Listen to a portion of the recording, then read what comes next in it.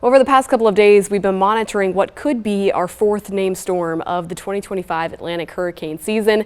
So let's talk a little bit more about where things stand as of Tuesday afternoon. Now, we've been keeping an eye on this low pressure system as it makes its way towards the Gulf, where it could enter some conditions that are favorable for tropical development. So it started off towards the coast, has now moved over the Florida Peninsula and will continue to do so throughout the day today and into the overnight hours until finally reaching the Gulf, where again, it could cause some tropical development. So let's take a look at what the National Hurricane Center is saying. They flagged this whole region along the Gulf for a couple of days now, but the chances of tropical development have continued to increase over the last couple of days. We now stand at 40% chance of development over the next 2 days and a similar 40% chance of development over the next 7 days. So we're likely looking at something coming to fruition here within the next couple of days, because take a look at where this system is moving into. It's entering an area of really, really warm sea surface temperatures. So right now things are already in the mid to upper 80s on the sea surface here in the Gulf.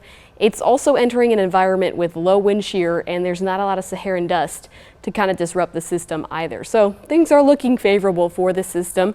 Let's kind of play it out on the future view here. Again, it will make its way into the Gulf throughout the day today, into the overnight hours and into Wednesday morning. You see by Wednesday morning, it's looking a bit disorganized, but as we go throughout the day, Wednesday heading into overnight Thursday, that's when the system will kind of try to get itself together a little bit more, organizing a bit by early Thursday morning. Then by the time we get to kind of late Thursday morning, we're looking at what could be a tropical depression by then. This will kind of continue moving north and then northeast, making its way towards the Louisiana coast. So not sitting over this region much longer, meaning it probably won't develop too much further.